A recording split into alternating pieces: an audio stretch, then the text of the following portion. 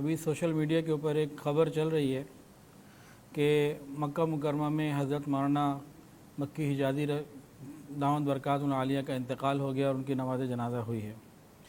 تو ابھی میں نے ان کو فون بھی کیا تھا، اس کے علاوہ بھی میسج ٹی وی سے ابھی عبدالمتین صاحب کا بھی بات آئی ہے، انہوں نے بھی وہاں رابطہ کیا ہے۔ الحمدللہ حضرت بخیر و عافیت ہیں، حیات ہیں، اللہ ان کو ہمارے سروں پر تاج سلامت رکھے اور ہمیں ان کی ذات سے مزید مستفید ہونے کی توفیق عطا فرمائے۔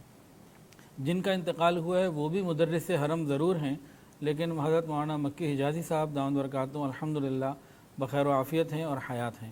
اللہ ان کو عافیت والی بڑی زندگی، لمبی زندگی عطا فرمائے۔ تاہم ایک اور چیز اسی خبر کے حوالے سے ہمارا ایک وتیرہ ہی بن گیا ہے کہ کوئی خبر آئے تو تصدیق کیے بغیر فوراً آگے سے آگے چلا دیتے ہیں۔ یہ بہت خطرناک روش ہے، اور حدیث کے اندر آتا ہے انسان کے جھوٹا ہونے کے لیے کافی ہے کہ وہ آئی بھی بات کو بس آگے چلا دے اور اس کی تصدیق نہ کرے۔